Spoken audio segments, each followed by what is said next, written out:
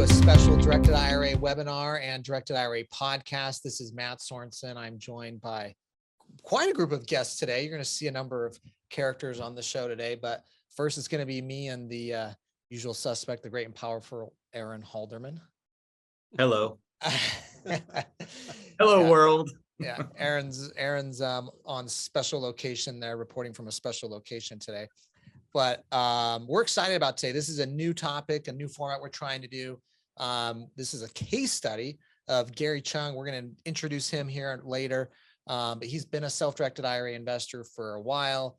And we're going to go through kind of like his experience in using his retirement account and investing in alternative assets, not just buying stocks and mutual funds. So pretty excited for that. We're going to be bringing you other real people doing real deals with their real self-directed IRA. You know, I feel like we get the benefit of sitting in here and, you know, I was doing transactions last week, for example, and, you know, there's like 30, 40 transactions happening a day of someone buying or selling an asset at least.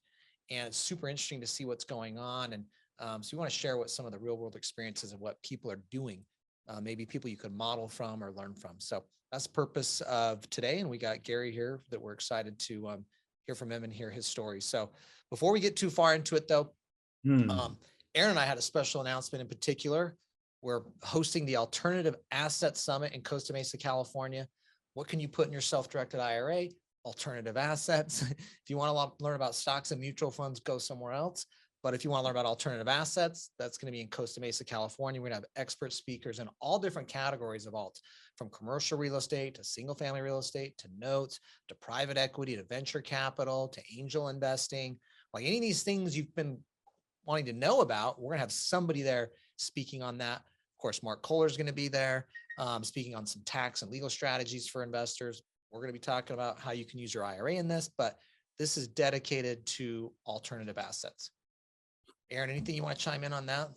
Well, yeah. So if you're a directed IRA client, boy, do we have a great offer for you. So you can come for just $99. It's great. Come there in person. Just go to altassetsummit.com. For those of you listening to the podcast, again, that's altasset.com. Use the discount code 99 tickets. Not 99 problems, but 99 tickets. If you got that joke, 99 tickets, and that'll get you a ticket in person, $99 for general admission, 2 full days, a workbook, meals provided both days, a couple receptions, tons of networking. Yeah. You know, there is a virtual option if you want to go do that, but you know, we all know, and this will be a good webinar today because there's deals that happen when you get to meet in person. Yep. And so, you know, be there if you can make it. June 29 and 30, Orange County, Costa Mesa, California, at the Westin South Coast Plaza. We'd love to have you there. There'll be a couple hundred people, and we hope to see you. Awesome. Okay. Now it's my, opportunity here to give the disclaimer. It's not really the slide you want to do in the presentation, but it's Attorney Mat. So just remember, this is meant to be educational in nature today. It's not constitute any advice, what you should or shouldn't do.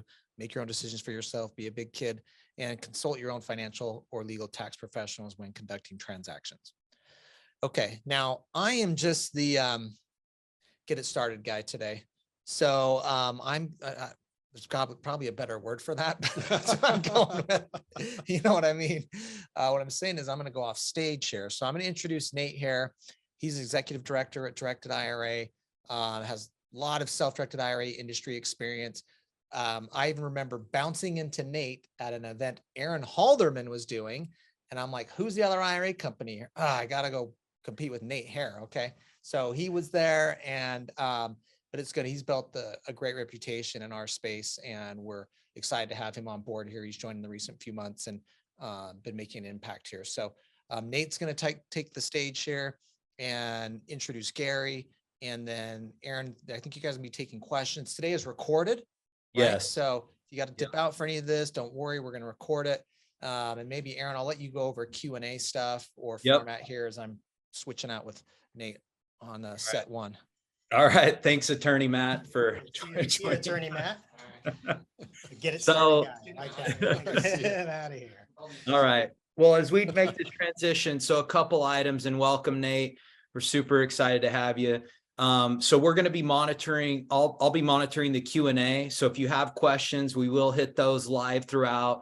Please try and stay on topic with what, we're kind of going through today.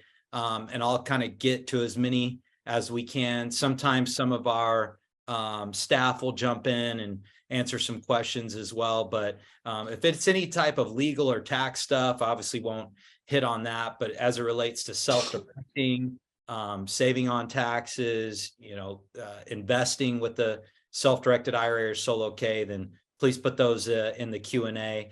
We'll kind of go back and forth with our own commentary with Gary, and that's how we'll run the show. So let me kind of cue this up. You can go to the slides on real quick, Tristan, on what we're gonna cover. And for those of you listening, I'm gonna go ahead and introduce our special guest expert, if you will. Yeah, we'll call you guest expert. You've done enough deals at this point in the self-directed space.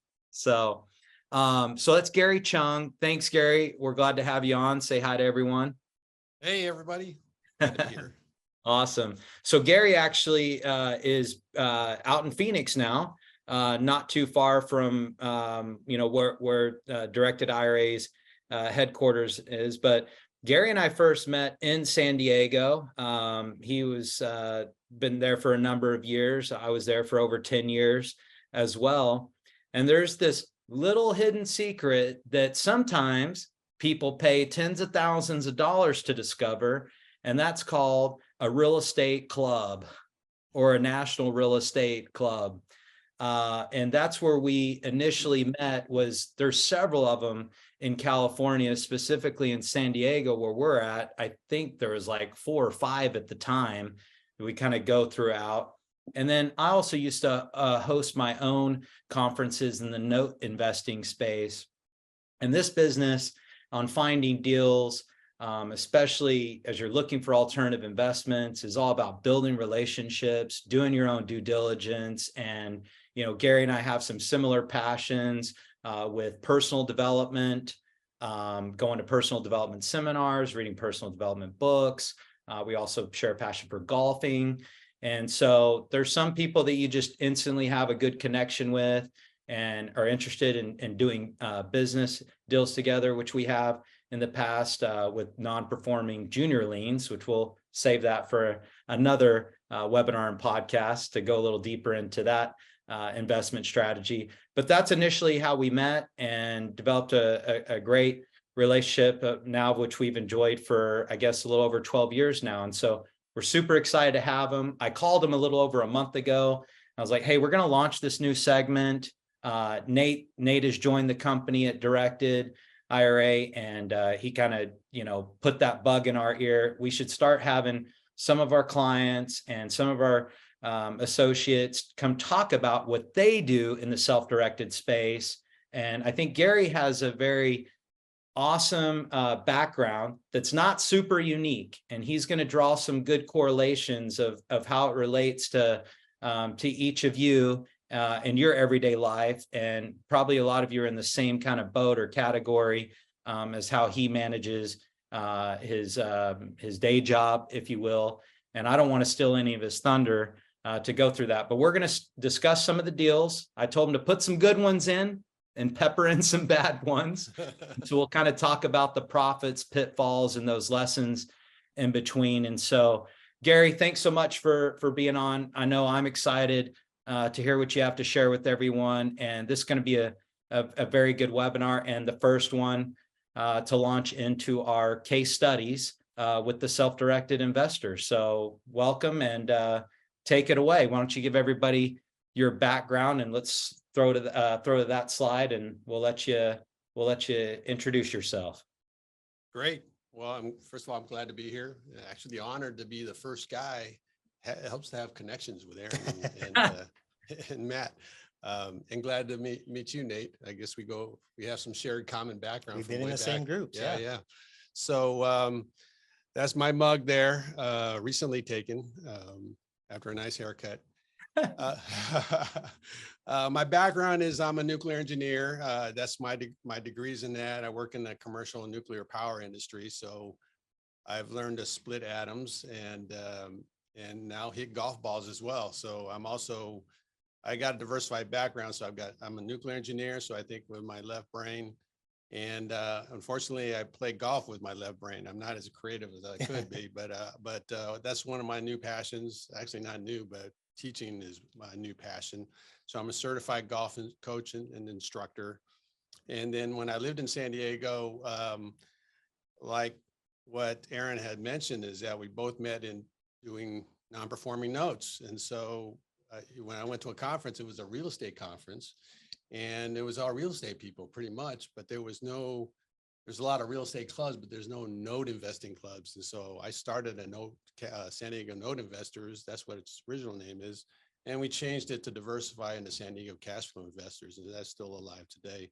And in bold there, I'm a self-directed retirement account investor. And so, and that's why we're here.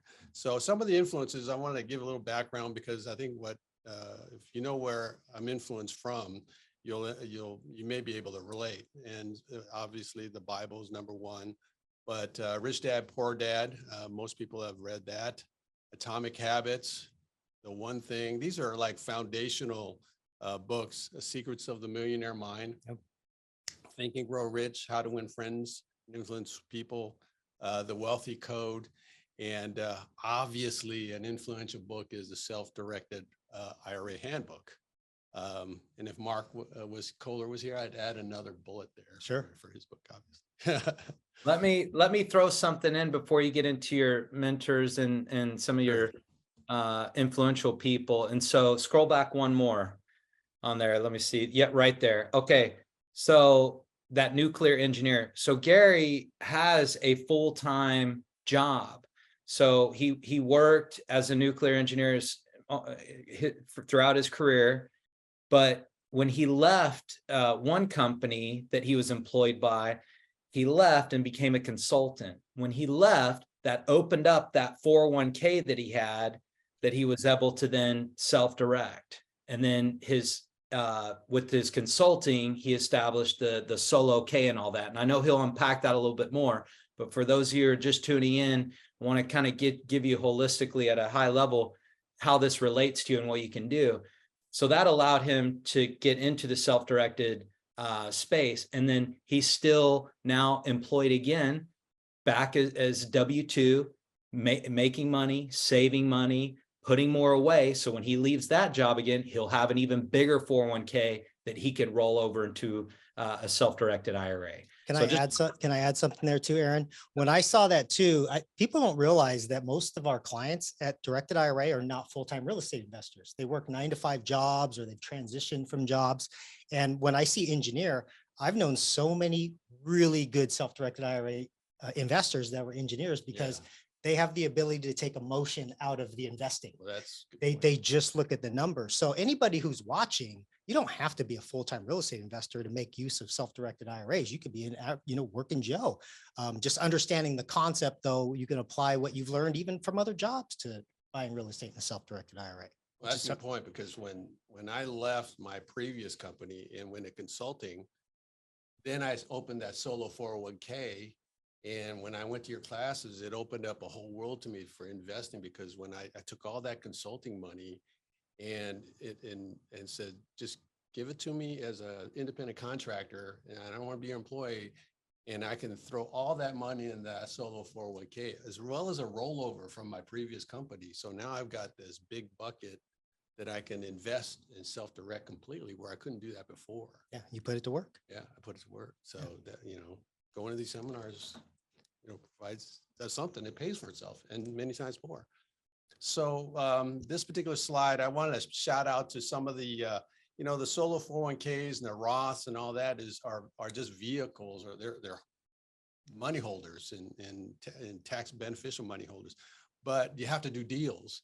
And so before I even knew about that stuff, these guys that I list here are my mentors and influenced my life in being creative and creating deals, not just, put down 20% down payment and buy a house. No, there's got to be ways, because when I first started, it's like, I was told the most creative real estate investors is when you don't have any money. And so at that time, when I first started, I really didn't have a whole lot to do it. So guys like Reggie Lau, who he's my age, but he is one of the smartest guys I know and a great thinker. Ward Hannigan out in San Diego, Aaron knows him. We call him Uncle Ward. He's great at foreclosures and trusts. And then I put a bunch of names down there on the third bullet that are the pioneers of this industry. And if you can look up these people to find creative ways to take your Roth and solo 401k money and be creative with it, look on the internet and see if you can find these guys and Google them. And there's probably resources and books and tapes you can get. Well, tapes. Yeah. I'm showing my age now. I'm saying tapes. 8 tracks. 8 tracks. Yeah. And then T. Harvecker. That's personal development. Aaron knows him. I know him and influenced me greatly. And part of what Gary's saying when he says creative, a lot of it means you don't have to have a lot of money in an IRA or a 401k. You don't need hundreds of thousands of dollars to buy real estate. Right. You're going to have some examples there. I mean, I've seen people do real estate deals with $100 or $1,000. Right, so you just got to understand the strategy. Right. That's where my left brain came in. It's like, let's solve a problem here. What's the facts? It becomes fun too. Once you get going, it becomes like a fun thing. Yeah. And we'll get more into that. That's from these deals. So the best things I ever did was read Rich Dad, Poor Dad, which is a personal game changer because I had back surgery from, and I'll never do it again, is hard yard work. And I slipped my disc. So I had recovery time and I found this book and it was a personal game changer because it changed my mindset, my paradigm on how money is made. So it's not the 40-hour-a-week thing. There are other ways to make money, to make your money work for you. So I read books every day for at least 30 minutes. And then I went to a private creative real estate conference and I met the Rich Dad Poor Dad author, Robert Kiyosaki. And then I bought a book, a creative real estate course from Ron LeGrand. He's still around today, but it opened my eyes. If you're a creative guy and you're open-minded, but all you need then is people to show you ways in which it could be done. So I don't need to be the one that created in the first place. I could just take what pioneers have done before me and then build upon that and then apply it to me. And so after I bought that course, I came home, read vigorously, listened to all the material. And then within 2 months, I made my first $25,000 on a foreclosure home. And I go, okay, this thing works. And so once I did the first one, I go, this thing works. The second one that I did then solidified, hey, then this is real. I could do this. And so there wasn't anything I couldn't do that other people and people watching couldn't do. It's just that you need to apply it. Because I always learned that when you go to these seminars, it's like you may hear people say it doesn't work, but there's somebody that did make it work. And those are the guys you got to follow and network with. So it's like powerful. So last bullet there is, is a note is every mentor, investor buddy, and mastermind partner came from attending a seminar and a conference, not from a Zoom call. Yeah. You got to be there. You got to shake some hands and meet people outside I'll say this about mentors too. If you go online, I even saw this on some Facebook groups the other day where somebody was saying, never pay for mentorship, which I think is the completely wrong idea because I relate mentorship back to when I played sports. I mean, I played baseball through college and, my brother is pretty good with music. We wouldn't have got anywhere unless we had a coach or a music teacher. Yeah. And that's what a mentor is. Yeah. He teaches you the things that you don't know and understand. And if you find the right one, they could really take your investment to the next level. You don't want to hear, right? And you should be hearing, but if it's just a friend or a parent or something, you'll dismiss it. But you got to listen to it. Yeah. So you got to find a mentor. I think in most cases. I'd say, I don't know, Gary, I'd probably like low 6 figures. Like for mentors, courses, everything like that. But I never really looked at it like how much I was spending. I was like, I just need a couple good relationships or a deal or something to like get a good ROI or something that like shifted in my mind that just made me a better person, in general. So I think like I can account everything in my life through relationships coming from just everything that you listed, a buddy, a mentor, a coach, And it's not even the mentor sometimes you learn from, it's the people that have already been mentored because a lot of these, Ron LeGrand, for example, I used to go to his events and there'd be hundreds of people in there, some of them beginners, but some of them had been investing for decades. So even networking with them I would learn stuff from them that, maybe Ron LeGrand didn't touch on. So right. surrounding yourself with that type of network is always going to take yourself to the next level. And I missed a bullet. I said network with like-minded, but also like acting people. Yeah. It's like, there's a lot of people that think like you, but do they really do it? So hang with those that really do it as well. Yeah. Yeah. I think, well, this is the topic, so we're going to roll right into the best deals, and then, some okay deals, and then some deals that didn't go as planned. So this is the segment and why we're doing this, but I think it's important that you get a background and we share kind of the self-directed journey of how people started, so it's relatable. And now we're going to kind of get into the nuts and bolts. This is being recorded. We will make these slides available. And now would be a time, if you have some questions, you can go ahead and fire that in the Q&A, and I'll be monitoring as Gary goes over some paint by the numbers on some deals he's done. Yeah, so most of the retirement accounts, you really can't touch it till you're 59 and a half, but I had an immediate need. So I had my daughter going to university. So I learned about this Coverdell educational savings account, and it paid for my entire daughter's University of California education, which it's expensive today. It was expensive then. So one of the deals I did was creative. You can only put, I don't know what the limit is. 2,000. 2,000. So how can you pay for a college education for 2,000? So so you got to think and be creative. In this case, I found a property that I knew people wanted. It was a farm with land. I entered into a contract to buy it, and I put down $500, and I had the custodian, fill out all the, sign all the contracts for me. And we turned it around, and I knew people wanted to buy it. I turned around and sold it for $20,750. And so within a month, maybe 2 months, I can't recall, but in a short time, I gained $20,000 right there, and it pretty much paid for my daughter's entire first year of college. And so all we did there is just, hey, this thing works. It's, it's basically wholesaling, except I did it with the farm and land. You can do it with a house. And I paid for my rinse and repeat, and you can pay for your kids' entire education. So let me ask you a question. Where was the thought process on doing, was this your first deal? Or one of the deals you did? One of the deals I did, but the first time I used this particular deal. Okay. So how much planning ahead of time? Did you set up the Coverdell? Was it sitting there? Were you looking for a specific deal? I think it's important for people, because a lot of people shy away from the Coverdell for that mere fact. I can only put in $2,000. What am I going to do with $2,000? So when you set it up, did you already have the investment, or did you set it up and intend, I'm going to find something that I can flip? More of the latter. Okay. I had the skill set to do it before that. Okay. But now it was the latter, because I knew, okay, it was, being the engineer here, here's a problem. How do I solve it? The problem was, how do I pay for this girl's education? Yeah. And I only have 2,000. So let's be creative. Yeah. And so you reverse engineered it. Right. Pardon the pun. You reverse engineered it. Good pun. Yeah. Yeah. Yeah. But that's exactly right. That's exactly what it did. Awesome. Awesome. I'll tell you this.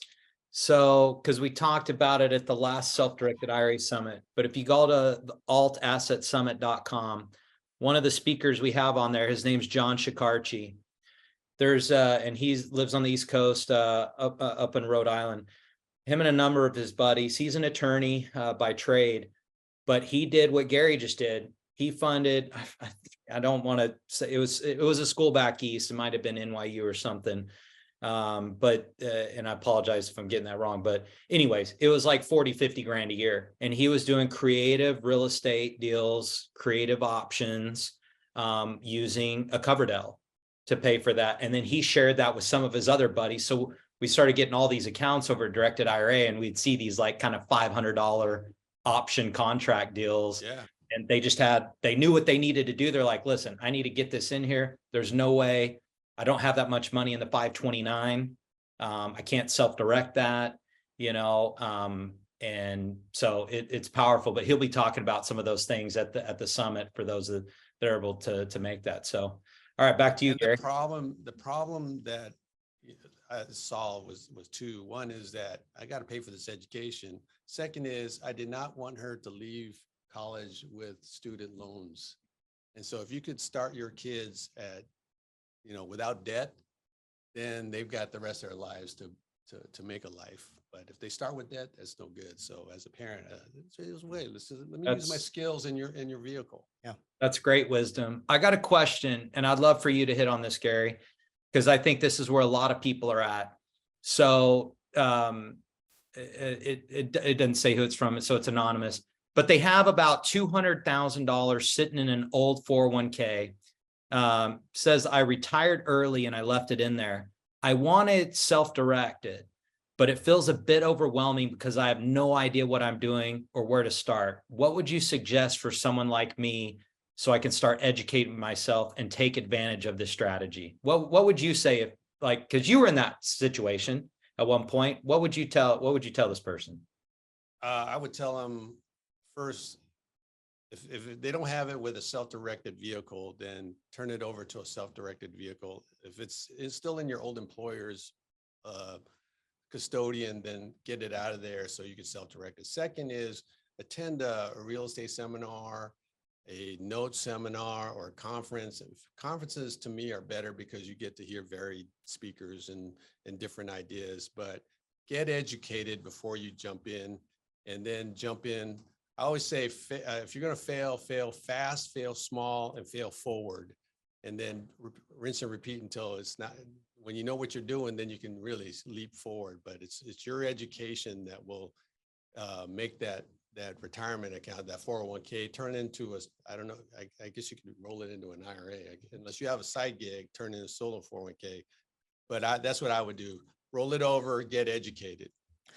I'll add this too, just from my experience, and this is by no means am I telling you to absolutely do this, but if you have a fear of that first deal, because it can be a little bit intimidating, especially if you're not really that comfortable with real estate as an investor or even notes.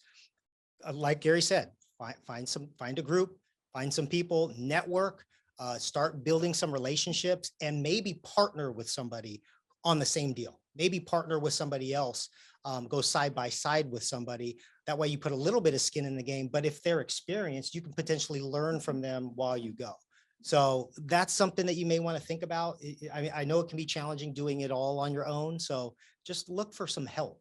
I'll add one thing, is that if you go to these conferences, network, find a trusted friend or a network or a mentor or someone that's doing deals, and be a money partner.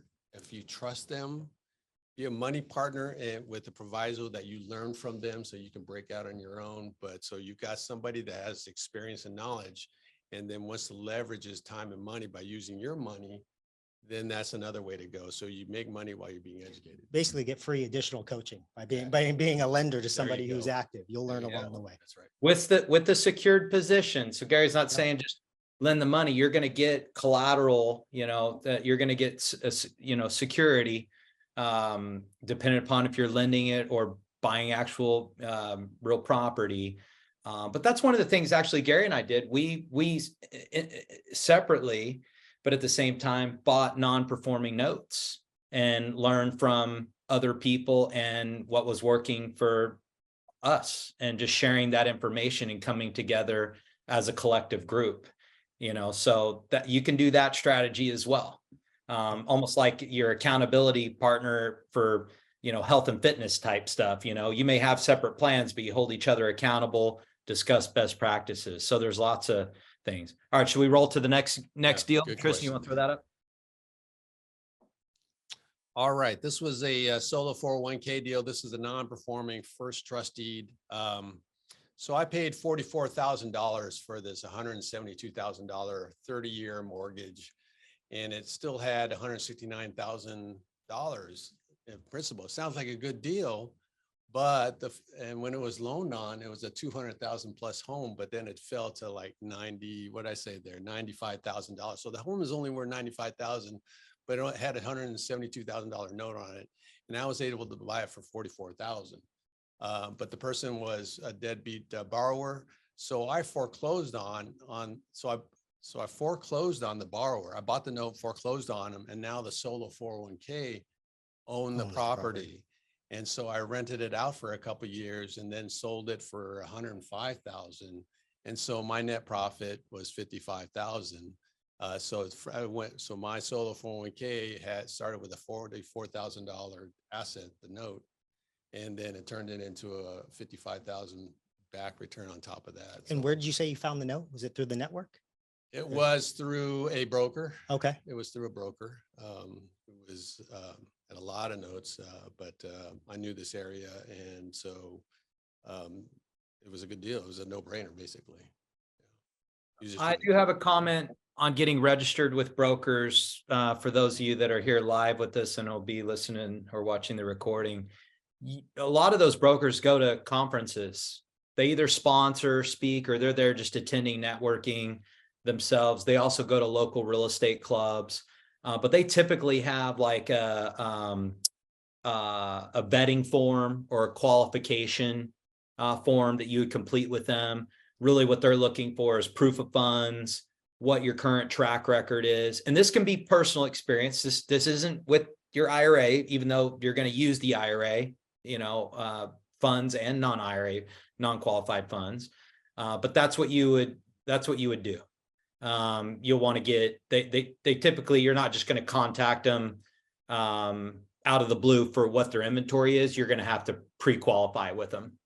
And we have just to further down the line, we have some note brokers or some people that can provide that on some future workshops. They're not going to be on the workshop selling notes, but they're going to be talking about how they perform due diligence on the notes that they buy. So we're going to try to get you guys as much content to get you as close to investment ideas as possible without selling you guys investments. But again, it's always good to have relationships. Yeah, that's where you find deals. Yeah, exactly. That was from a relationship. Yeah. He was a broker, but he was a relationship. I've heard this one time, and I always remember this. You don't have to have deals. You just have to have access to deals. Right. And sometimes it's the person, not just, but you want to get into his circle outside, in addition to his. Yep. Good. Want to go to the next one? Yep. All right. Okay. This is another solo 401k. And this one, Aaron talked earlier about, we bought non-performing second trust deeds. And this was one of them. It turned out to be pretty good. This was in Alpharetta, Georgia. I paid $6,000 for this $42,000 second. The person had not paid for 11 years. Hard to believe. And so the arrearages just kept accumulating. So it accumulated to $64,000. And so I got a hold of them, and we discussed options. One of them was, I may have to foreclose on you. And they said, no, I want to stay. So they agreed to a payment plan. They reinstated for $10,000 for a good faith money right up front, and then we can work out the rest. So then with 10,000 given to me, I only had 6,000 into it. So I'm 4,000 in the plus. Now I have no money in the game. But this is all going to my solo 401k. So from this point forward, we worked it out where she was going to pay $444 a month. I still get that today. And the remaining principal balance in deferred arrearage, which is that 64,000, comes due in 2036. So what was the return on investment? It's pretty good. It's pretty high. It's pretty high. I don't know how. I have nothing in the game. So I don't even think a calculator can calculate that. No, I would get error messages on my calculator. So That's this a is great a pretty deal. good one. Yeah. So this is all stock, stockpiling good investments in your solo 401k. And again, $6,000. I mean, that's 1 year's contribution if you're Right. using a Roth IRA. Right. You don't need a bunch of money. Right. Now, before we stop the party train and you go over some of the bad deals, let me unpack this non-performing second trust deed space. A lot of people call it a non-performing junior lien or a second NPL. There's lots of different slang terms out there, but this is definitely a more specialized, advanced strategy that does require additional education and learning. There's lots of good books out there that you can get on Amazon. Some of the people that Gary mentioned earlier that he followed, but this is something you definitely want to do your due diligence on, and requires a little bit more because you are in second position. There's things that you have to look out for, like things such as bankruptcy and some other statutes, like statute of limitations, and some other governing bodies like CFPB or the FDCPA that you got to watch out for. So just do your research on that, and have that as a little disclaimer. And but it's a great space nonetheless. So don't shy away. Yeah, I want to throw just another thing out there and you might want to, I don't know if you've got some, want to chime in on this too, but when you're looking at deals like this, or just looking at any deal, what I like to tell people is identify the account that you want to use and the usage of that deal. And you kind of talked about this on the first Coverdale deal. On an investment like this, or let's just say an investment that doesn't pay off in 10, 15 years, but it's a good investment, you might not want to use an education savings account or a health savings account because you can't reap the tax-free profit and use it right away. Right. So on a deal that I always say, if it's a deal you're just going to put on the shelf, have this borrower pay off payments for 10, 15 years, maybe do it in your Roth, maybe do it in your traditional one where you have to wait a couple, 10 years anyways to take distribution. That's a good point. That's a good point. And let me build on what Aaron just said, because I started my career as a house flipper. So then I understood how to rehab, the cost of rehab. So if I'm going to later be a lender to flippers, then I know their game and I can talk to them because I was a flipper. Then I get into lending and private lending. And then we take it to the next step where, okay, I heard about this junior lien, second lien investing. And so that's more education, but with more education is more tools in your bag and more things you can do, and maybe be even more creative and maybe up that ROI because you know more. And so I went to Aaron's conference on non-performing notes. I got mentored by Gordon Moss, who is like I want to say he's the grandfather of. He's not the godfather of it, but he's one that made it well known to people. But also Ward Hannigan, he called it junior Benny buyouts. I learned that. So it's a specialized skill, but very profitable once you get into it. Awesome. Want to go to the next? Yep. Oh, here we go. Okay. Well, if you've never done a bad deal, you probably haven't done anything. You're lying. You're lying. You haven't done any deals. So here's one of them. I paid $20,000, which is a lot of money for a $147,000 second mortgage on this New York City fourplex. And it was one of those that every bad idea started out as a good one. This is one that started out as a good one. It seemed like a good deal, 20,000 for 147. But then in New York State, it takes so long to foreclose.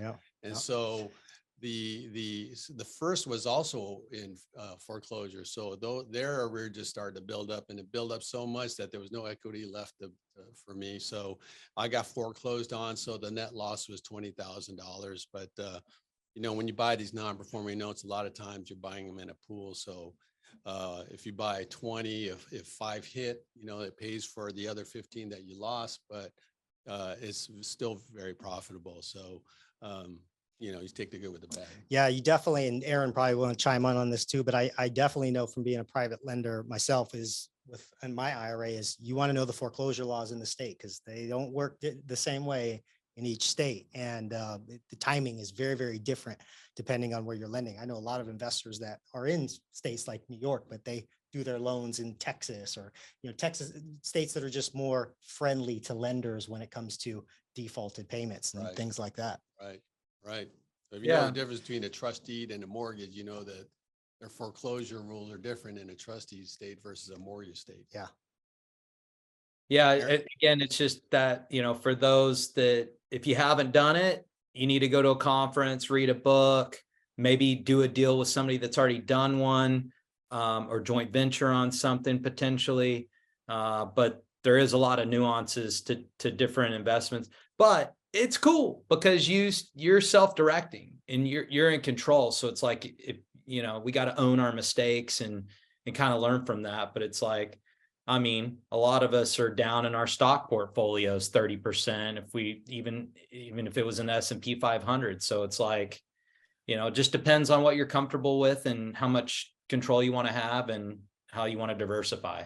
Yeah. So, and the thing about self-direction is, the more active you get, or just even if you're investing outside of the IRA, you're going to have a bad deal here. You're going to stub your toe. It's just inevitable. Not every good deal works out. Things go sideways. So, but it's experience, right?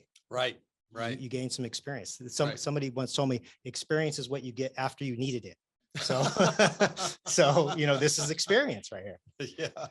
Gary, before we get before we get to another deal, I have another question. Sure. I think you have like one more, and then you'll talk about some current deals you're doing. So Peter asked, is there an annual, it's probably a two-part question, but is there an annual limit to the number of flips I can do in my solo K or IRA? That's a better question for you guys. There in the tax law, there's no limit. There's no number that you have to stay under when it comes to investing. I mean, whether it's you're buying and selling stocks or you're buying and selling homes. The only thing that you want to be aware of is that in certain cases, if you're very, very active with an investment, and me and Matt were just talking about this earlier today, very, very active with an investment and potentially very active with the same type of investment. Maybe it's real estate. I know an investor once did 30 flips in his IRA in 1 year. Wow. And this is the only time I've ever seen this happen, but he was under audit and the IRS came and looked at his IRA investments, and they didn't deem it anything prohibited, but they deemed it as he was running a business in his IRA. Doesn't make it bad. It doesn't make it illegal. Potentially you might have to pay some taxes, but there's no number. There's no line in the sand that says this is the number. It really just comes down to, are you really just using the IRA to make investments? And I think the good thing for what Gary's doing here, which would be very hard for anybody to call this a business, is you're doing different deals. Right. I mean, you're wholesaling, you're doing options, you're buying real estate, you're loaning. I mean, there's no business there. You're just finding individual investments. But if you've got an IRA and you've got 30 wholesale deals and there's nothing else, well, you might have to have that argument with somebody if somebody's peeking around. I don't know if you got anything else you want to add to that, Aaron. I mean, that tax is called UBIT, right? Unrelated business income tax. The nice thing about using a solo K, though, is it's subject to UBIT, but it's not subject to UDFI. Right. So there's a lot of like kind of misinformation out there of like, some people call it like a QRP or an EQRP or different thing. That's a solo 401k, just so everybody's like really clear on that. That is just a marketing term. So the solo 401k or NDK or whatever, that is not subject to UDFI for debt that you may get for doing a self-directed investment. So it wouldn't be subject to that UBIT tax. If you're buying and holding, you're not going to be looked at as a business. If you're flipping anything, it could be deemed as a business. So buy, hold longer than a year and a day. There's really no argument for anybody to say you're flipping anything when you're holding it longer than a year. So that debt leverage could come through a private lender or investor. It could also be in the form of what's called a non-recourse loan, which you'd typically get from a bank. So again, if you're using the solo K, any of those, it wouldn't be subject to tax on that debt. Yeah, I've seen it once in 10 years. I mean, it's so rare. So, and it doesn't even make the investments bad. It's just something that you have to just be aware of. But all right, we're coming down the home stretch. We got another deal you want to go over? 2 more deals? Yeah, just I think this might be the last one. This is a bad deal. Not super bad, but it's an Oceanside property home. I purchased the home subject to, so it's a non-recourse to me, existing mortgage, and it was a $180,000 loan. I invested $20,000 from my solo. No, actually, I invested 20. We'll get it. Well, I'll tell you where money came from, but it was $20,000 I gave to the owner for their equity, and then they signed over the property to me. The loan stayed in place. So now I will have to make payments to that loan for the borrower, even though that borrower no longer owns the home. And the fair market value of the house at that time was $200,000. So the 180 and the 20, there's the 200,000. So essentially, I bought a home for $200,000 with a $20,000 investment. Today, that house is worth $800,000. So pretty good gain, 600,000. So what's the problem there? Why I could have bought it with my Roth if I knew I had a good mentor at the time or someone that knew better. Is I could have bought it into my Roth, and the 20,000 could have came from my Roth and then I would be titled on the property. Well, the solo 401k Roth would be perfect, but even just a Roth. And so if it was in the Roth, there would be no taxes if I sold it. And so the gain with with a Roth in place would have been $600,000 straight, no taxes. But instead, it's owned by me personally, actually in a trust. And so I would, if I sell it now, it's $410 in my pocket because the rest was out in taxes and capital gain, long-term capital gains taxes. So it could have been better. So was it bad? Yeah, it was. It's not as, I call it bad because I gave away almost $200,000 in taxes that could have been in my pocket. So take advantage of the Roth when you can. Subject to is an interesting one because it's one of those investments I think that beginning investors pass on a lot of times. Yeah. Because a lot of times those situations, there's not a lot of equity there, depending on the deal you find. Right. The person, it's not the house that's the issue for the person, it's the mortgage payment that they fell behind. So that's the problem that you're trying to solve.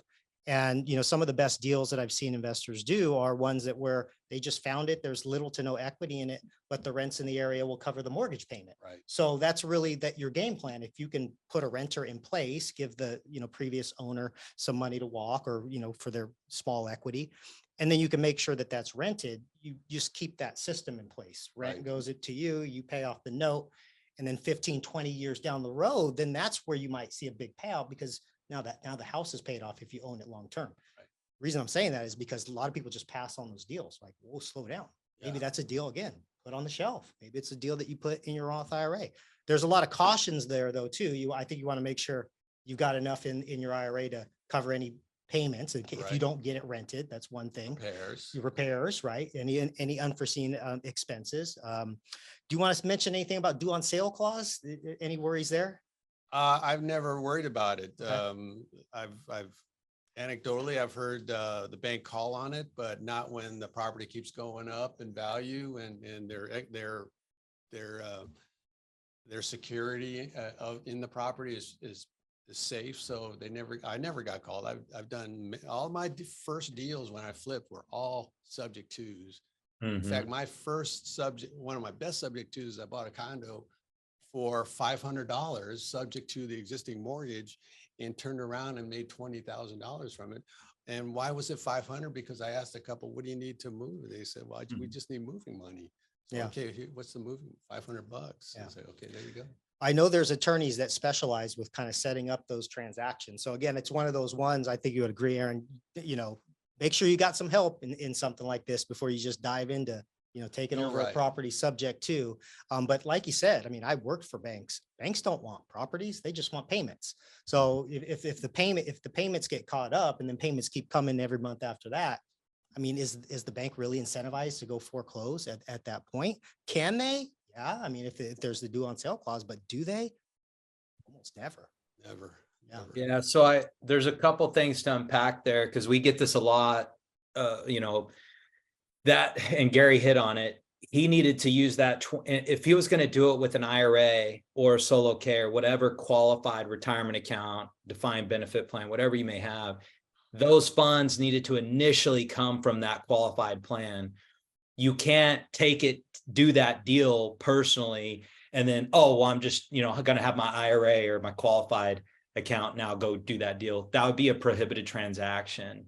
You know, people try and do that all the time. The IRS already knew that we were going to get creative and do that. So that unfortunately isn't the case. It needed to originate with an IRA. I don't think you can even sign the contract in your name and You then can't. switch it out to your solo. Yeah. The other thing is this is debt leverage property. So UDFI is something not to be scared of, but to be aware of. That's why I think Gary mentioned the solo 401k, that there's a built-in exemption for debt leverage property. So buying a property subject to in a 401k, you don't even have to worry about that tax. Does that mean you shouldn't do it in IRA? No, not necessarily. You just need to understand how much the tax liability is going to be. And here's one of the cool things that I've learned about UDFI outside of a 401k is obviously you might have to account for some taxation on the rents that are coming in because you're highly debt leveraged to begin. You might have to pay a little bit, but it's on your net. It's not on your gross revenue. It's on net.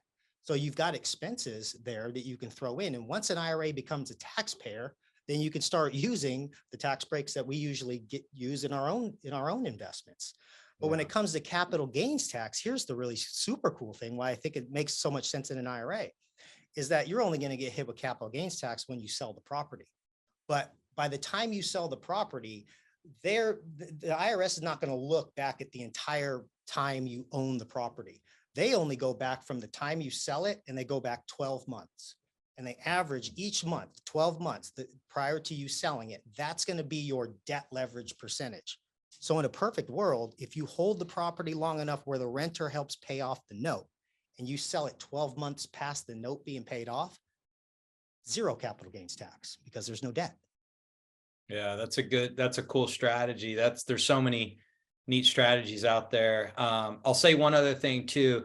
Don't be scared of trying some of these creative deals. If your retirement account doesn't have enough funds to do any of the maintenance, or maybe pay some, maybe there's a property tax increase or the hot water heater goes, whatever happens, you can always go get a private lender involved. Like there's plenty of people looking to do that. Now you're going to have to give them security and some terms on that deal, but don't like blow up the deal or have to think you got to sell it or be done with it. There's always people that are sitting on the sidelines, that are going to conferences, that are going to the real estate clubs. They have private money to lend. You can go get that, or maybe you need to pay off that non-recourse bank loan with the private lender. Go do that. So it's That's totally a great cool. point. I would say for any directed IRA clients, if you find yourself in, between a rock and a hard place, and maybe you've got some expenses that you have to pay for your IRA owned asset and you don't have any liquid cash in there, call us first. Tell us what the situation is before you do anything. You don't want to do anything that's prohibited. And Aaron kind of touched on it. There's a lot of different ways you can bring in private money. You can even start basic. Sometimes we'll ask, well, have you made your contribution this year? Will the contribution satisfy what we've got to pay? Let's just do that first. So there's all sorts of different exit strategies in order to save that or prevent that from happening. But just call your friendly IRA custodian first. Talk it out with them. Your friendly neighborhood IRA. My neighborhood. Gary, Yeah. we got a few more minutes before we come to the top of the hour. Why don't you hit on what you're doing today and what are some of the things that you wish you would have done, when you were younger starting out? And then So today, a little more hands off. I want to be as passive as possible. So private money loans, hard money loans, multifamily residences using the BRRRR method, which is popular now, is buy, rehab, rent, refinance and repeat that, get your capital out, but still get money from it. Joint ventures, even that person that asked the question earlier, he's a good candidate for doing joint ventures. Notes, still performing and non-performing notes. And I don't do any stocks. So I haven't really lost any in my retirement accounts because I don't do stocks. I don't have enough time to investigate them and research them. Just alternative investments. And then, so what would I tell my younger self? Well, what I tell my younger self is, whatever you did to get all that hair at that time, I would figure out how to keep it. That's Hey now. Sorry, Aaron. Hey, no. Sorry, Aaron. So, hey, this bald head looks all right. you were born that way, I'm sure. So I would find and create, so I tell my younger self, find and create a network of friends that are like-minded and share your financial vision, and then mastermind with them. And then that mastermind and that group of friends is probably not your current circle of friends. It's okay to have two circle of friends. And then I would invest your money in a financial education as much as possible. And then early and often, as much as you can, invest in a Roth IRA. Even better if you have a side gig, get a solo 401k with a Roth component, and then throw as much as you can into that Roth solo 401k, and do that mega Roth thing that you guys talk about. And then take financial calculator course. The financial calculator course, I can't emphasize enough guys like Bill Tan and Gary Johnson that teach you how to use the 10B calculator. That's invaluable. And then take as many creative real estate known investment courses as you can. It's cheaper to take those courses, and it's cheaper than ignorance. It's cheaper than college university courses, if you think about it. And then, so the more financial education, the less risks that you have. And then I'd say finally find a mentor and be willing to give to that mentor as much as you get. Because if you give as much as you get, then that mentor becomes a friend.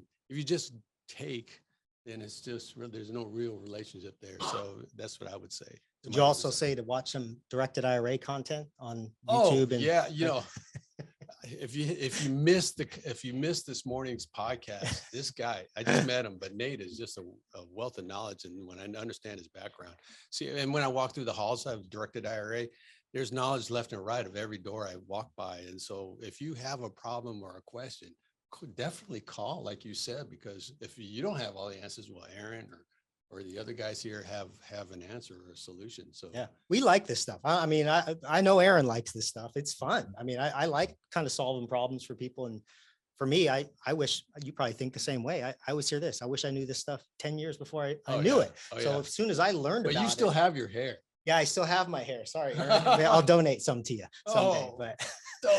But we love it though. I mean, I love doing this stuff. I love meeting investors. I love, traveling and talking to people. It's just really fun. It's fun stuff. And it's once you start learning this stuff, you think, why doesn't everybody know this? And I need to know more. I got to go down the rabbit hole. I got to find out more about this.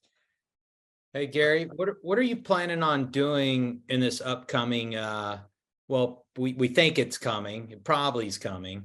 But what are your thoughts on and plans that you're making for a correction in the real estate market? What are your again, these are just personal thoughts and opinions. This actually comes from our buddy Reggie.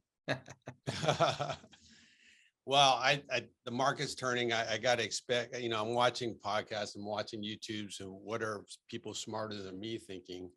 And there's no one that's telling me that the market's going to go suddenly crazy up. It's crazy down or level out. So I'm preparing that way. Between you and Reggie, I almost pulled the trigger to put a contract out on a house, but higher mortgage rates, we think the prices are going to go down. So I go, okay, I'm going to listen to my mentors and my friends. Yeah. And I pulled that back from the table and then didn't buy it.